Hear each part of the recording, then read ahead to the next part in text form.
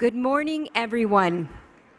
Welcome to the Canada Pavilion at COP15, and thank you for joining us today. My name is Lauren Small, and I'm the director of the Canada Pavilion. Bonjour à tous. Je vous souhaite la bienvenue au Pavillon du Canada à la COP15 et merci de vous rejoindre à nous aujourd'hui. Je m'appelle Lauren Small. Je suis la directrice du Pavillon du Canada pour l'environnement et changement climatique Canada. Just a few housekeeping items. If you could please put your phones on mute. Si vous pouvez mettre vos téléphones sur sourdine, ça serait apprécié. There is simultaneous interpretation for this presentation. Il y a de interprétation simultanée si vous avez besoin. This is also going to be a recorded session. Je suis heureux d'accueillir Jeff Labonté ce matin pour présenter l'engagement du Canada sur les minéraux critiques. I am pleased to welcome Jeff Labonté this morning to introduce Canada's critical minerals commitment. Jeff Labonté is Assistant Deputy Minister of the Lands and Minerals Sector at Natural Resources Canada. Prior to being named ADM for Lands and Minerals Sector, Mr. Labonté served as ADM for the Major Projects Management Office and was formerly Director General, Energy Safety and Security Branch and International Energy and Director General, Petroleum Resources Branch in the energy sector at NRCan. He has also held senior executive positions at the Geological Survey of Canada and the National Mapping Agency. Please join me in welcoming Mr. Labonté.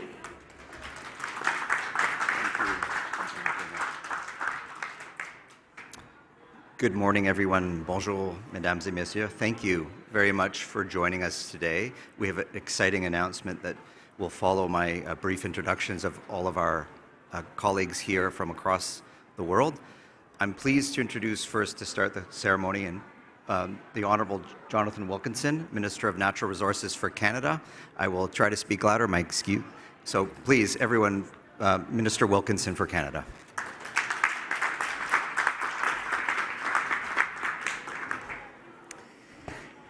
Thank you, Jeff, and welcome, everyone. I would like to begin by acknowledging that we are gathered on the traditional territory of the Kanien'kehá:ka First Nations, and certainly a site of meeting and exchange amongst many First Nations, including the Kanien'kehá:ka of the Haudenosaunee Confederacy, the Huron-Wendat, the Abenaki, and the Anishinaabe. I want to begin today with a simple fact. There is no energy transition without critical minerals. Critical minerals are the building blocks for the green and digital economy. The sun provides the raw energy, no doubt, but electricity flows through copper. Wind turbines need manganese, platinum, and rare earth magnets. Nuclear power requires uranium. Electric vehicles require batteries made with lithium, cobalt, and nickel, and magnets. Indium and tellurium are integral to solar panel manufacturing. La Banque mondiale prévoit une augmentation de 500% d'ici à 2050 de la production de minéraux tels que le graphite, le lithium et le cobalt, rien que pour alimenter la transition vers une énergie propre, les batteries. Meanwhile, against this backdrop of significantly increasing demand, emerging geopolitical dynamics are creating other challenges. Canada is focused on ensuring that such challenges do not encumber the energy transition. Many countries are also very concerned to ensure that the critical minerals that they will use, that they require, will be extracted with high labor and environmental standards and in accordance with respect for Indigenous rights and interests. Dans ce contexte, il est désormais urgent de développer ces ressources pour des raisons environnementales et stratégiques. Le Canada est déjà un chef de file mondial dans le domaine minier. Nous abritons près de la moitié des sociétés minières et d'exploration minière cotées en bourse dans le monde, avec une présence dans plus de 100 pays et une capitalisation boursière combinée de 520 milliards de dollars. Canada is already a top global producer in many critical minerals. We are the world's top producer for potash, the second for uranium, the fourth for titanium, aluminum, and platinum, and sixth for cobalt and nickel. Canada is also a world leader in ESG standards and practices, with Canadian industry advancing important initiatives such as the Mining Association of Canada's Towards Sustainable Mining. And just last week, we launched our critical mineral strategy for Canada, backed by nearly $4 billion in investment to support economic growth and competitiveness, to promote climate action and strong environmental management, to advance reconciliation, particularly economic reconciliation with Indigenous peoples, to foster diverse and inclusive workforces and communities, and to enhance global security and partnerships with our allies. Il est clair que dans notre lutte contre le changement climatique et nos Our fight against climate change and our efforts to build a prosperous economy that is low in carbon emissions, critical minerals will be essential. However, we also have to recognize the challenge that the pursuit of critical mineral is, that because they have to be environmentally friendly and to abide by strict working conditions and to defend the rights of Indigenous people. To welcome the world and to continue to make real progress in our collective global effort to conserve more of our lands and oceans, to preserve valuable habitats, and to protect species at risk. There is therefore no better venue to announce the Sustainable Critical Minerals Alliance, a historic new international partnership which includes Canada, the United Kingdom, France, the United States, Germany, Australia, and of course Japan. The goal of this alliance is to commit ourselves and to drive global alignment on sustainable and socially responsible mining practices in the critical minerals space. Through the Critical Minerals Alliance, members commit to developing and sourcing critical minerals that employ a nature-positive approach by encouraging industry practices or collaborating with industry on practices that prevent biodiversity loss, protect species at risk, support nature protection, and minimize pollution, including driving towards net positive benefits for the natural environment. Support local and Indigenous communities by respecting the respective rights and interests of local and Indigenous communities through engagement, promoting safe working conditions and responsible labor standards, diverse and inclusive workforces, supporting safe living conditions, and including members of Indigenous and local communities in economic benefits from mining that affects their well-being. Help to fight climate change by reducing greenhouse gas emissions and working toward achieving net zero emissions by no later than 2050, and promoting mining, processing, and recycling processes that advance sustainable through ESG standards.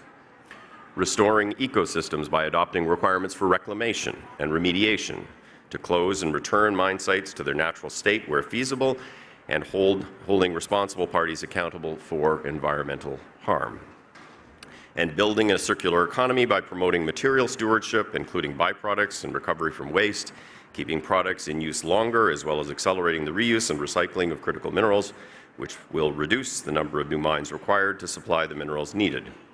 And finally, fostering ethical corporate practices through sustainability reporting to investors and the public, and by implementing due diligence in mineral supply chains as laid down in relevant internationally accepted guidelines.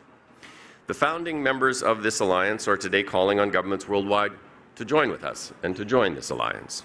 In the coming months, we welcome commitments on the part of many other nations. We also welcome and encourage collaboration with Indigenous and local populations, with industry and non-governmental organizations to advance these collective goals, goals that very much include the protection of biodiversity and nature. The International Mines Ministers Summit taking place in Toronto on March 6, 2023, on the margins of the Prospectors and Developers Association of Canada's annual conference, will provide an opportunity for dialogue on the Alliance and for further collaboration on sustainable critical minerals. Je terminerai là où j'ai commencé. Il est clair que les minéraux critiques sont nécessaires. Where I started, critical minerals are essential if we want to reach our climate objectives. At the same time, the processing, manufacturing, and recycling of critical minerals are a generational opportunity for Canada, but also for our partners and our allies. Must be done in a manner that is sustainable and responsible, protect our natural heritage for future generations, and to guarantee good work conditions and respect for Indigenous peoples. Today's announcement is a step forward for a global economy that is more resilient, clean, inclusive, and sustainable. I want to thank the partner countries who have joined with us, and we will be hearing from them, I think, in just a minute, for joining with us on what I think is a very important step forward for the world. Thank you very much. Merci beaucoup.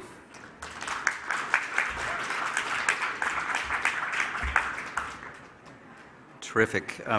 Thank you very much, Minister Wilkinson, and thank you all. So I have the distinct pleasure of inviting up all of the different members of the Alliance to say some remarks and to join. At the end of the presentations later today, there will be opportunities for media just around the corner outside the pavilion here for questions and answers, time permitting. So it's great pleasure. I have the opportunity now to invite Dominic Jeremy, the Director General of the United Kingdom Foreign, Commonwealth and Development Office, to the stage.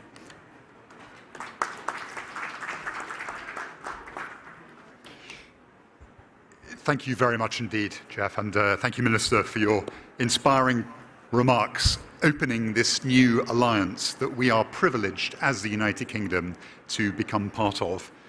Earlier this year, when our two Prime Ministers announced in a joint statement their intention to strengthen critical strategic cooperation on economic resilience, they also focused on close engagement on critical minerals.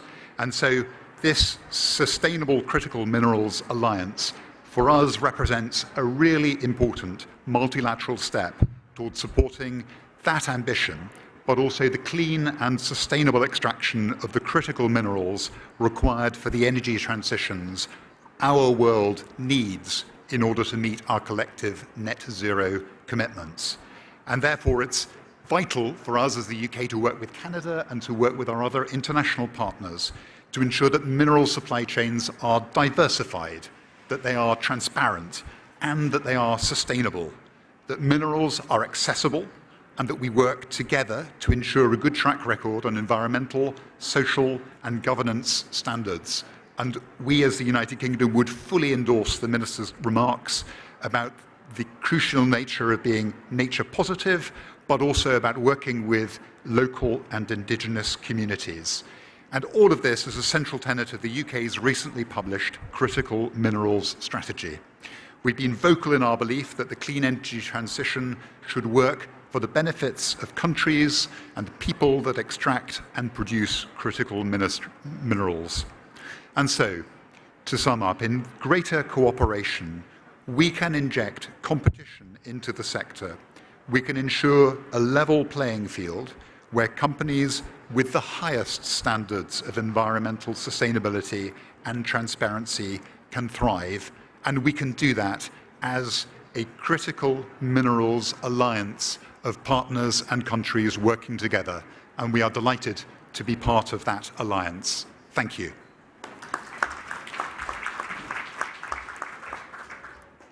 Many thanks, Dominic, for the remarks. It's a pleasure to have you join us today. Next, I would welcome Suzanne Aschi from Germany to come forward and speak as the member for Germany. Thank you.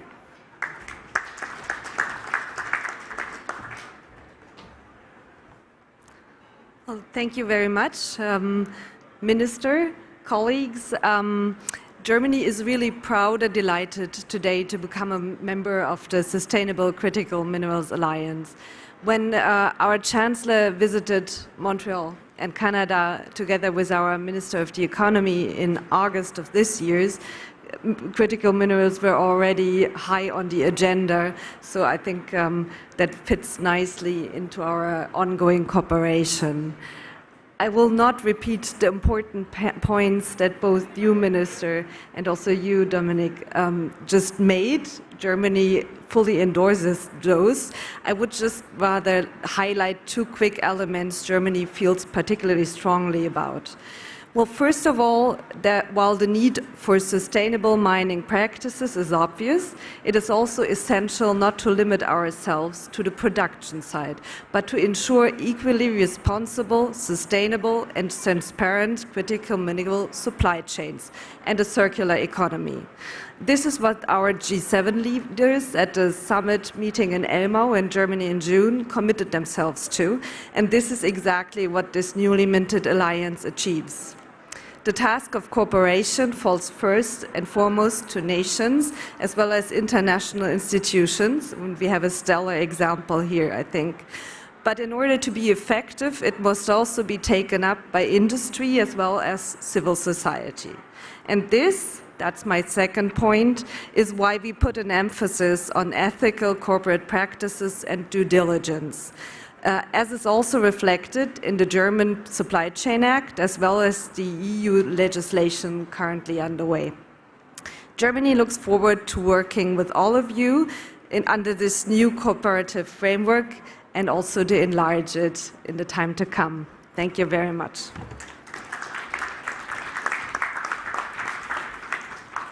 Merci beaucoup, Suzanne. Merci. Thank you. It's my pleasure to introduce Catherine Riaz-Avila, the Australian Deputy High Commissioner to Canada, to the stage. Thank you.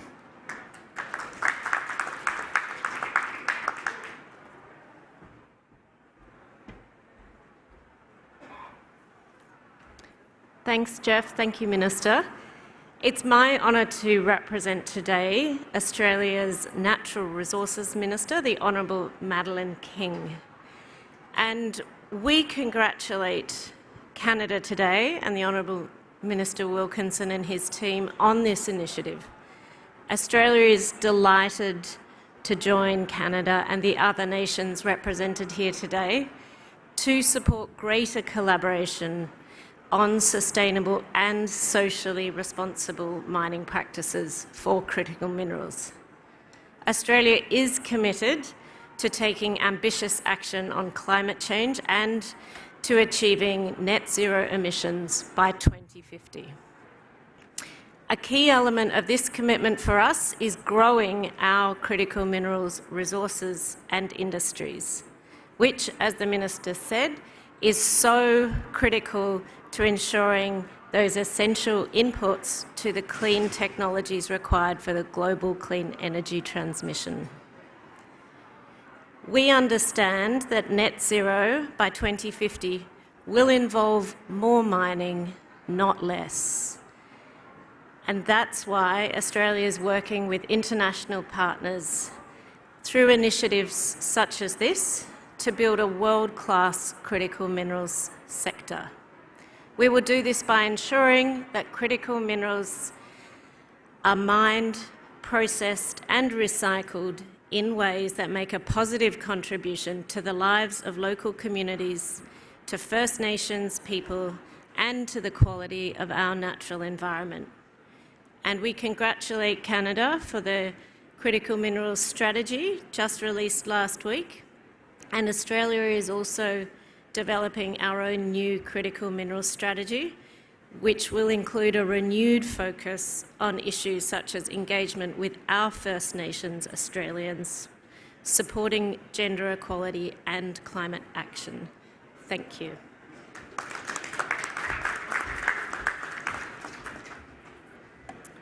Merci beaucoup. Thank you, Catherine, for the remarks.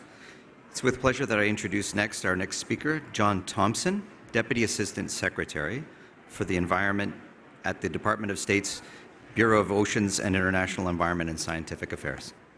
John.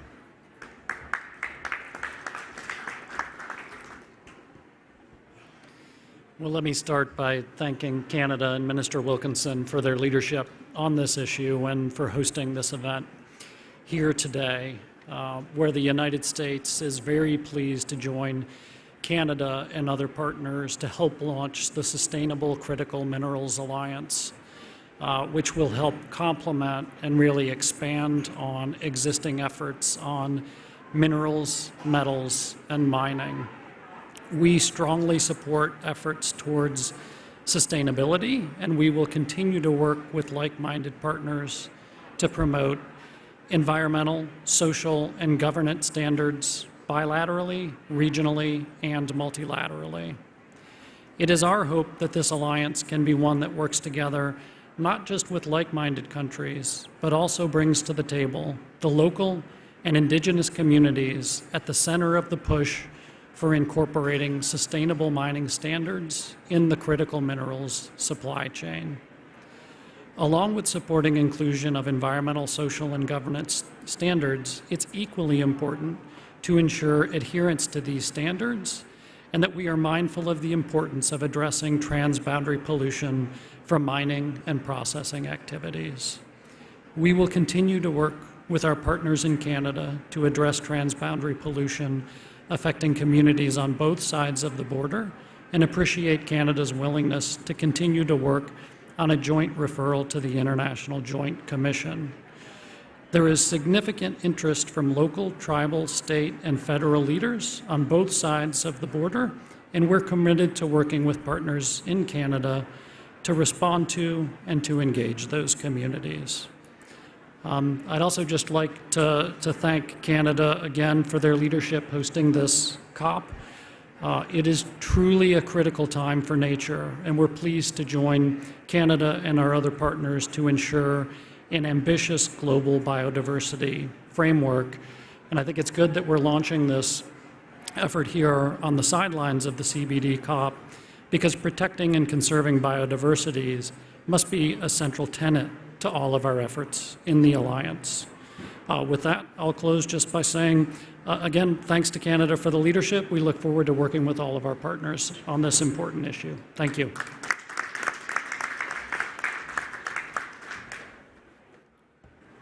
Thank you, John. Merci beaucoup. It's my pleasure to introduce our final speaker for this morning.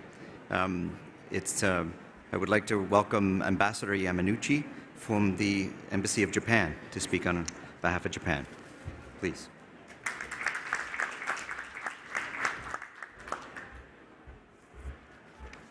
Bonjour à tous. Je m'appelle Kanji Yamanuchi. My name is Kanji Yamanuchi. I'm stationed in Ottawa, the Japanese ambassador to Canada.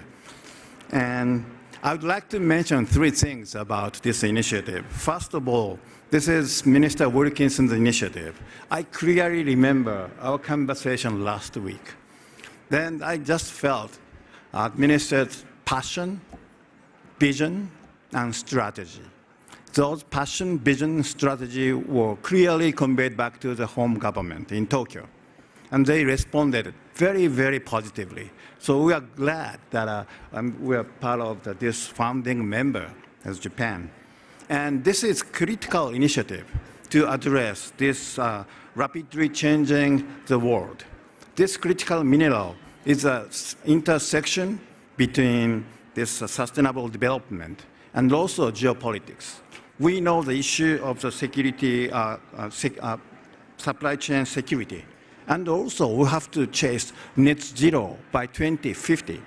That means this critical mineral is a very, very important factor, not only for the business, but for foreign policy and security policy. So I really admire Minister Wilkinson, this initiative. It's amazing. And second thing I'd like to mention is this timing. This is during the COP15. The world is watching what we are doing here. And also the critical, the Canadian government just issued critical mineral strategy last week. And even 3 weeks before that, the Canadian government issued Indo-Pacific strategy, which contains the many elements of the Canadian policy. So I think this is a sort of a crystallization of this country's whole strategy, and we really admire it. And also, we see the many indigenous people here. The critical mineral has so many things to do with you people. And as the government of Japan, we would like to do everything to support this kind of association. And thirdly, and last September, the Foreign Minister Jory paid official visit to Tokyo. Then the Japanese Foreign Minister and Canadian Foreign Minister agreed to issue what we call action plans, which contributing to free and open Indo-Pacific. This action plan contains 6 pillars, And that's 6 pillars, including this critical mineral.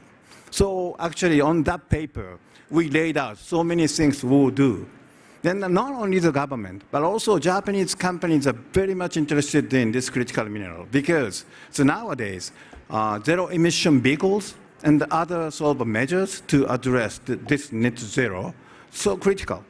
Therefore, as a whole, the Japanese government will welcome and will appreciate this initiative. Thank you very much.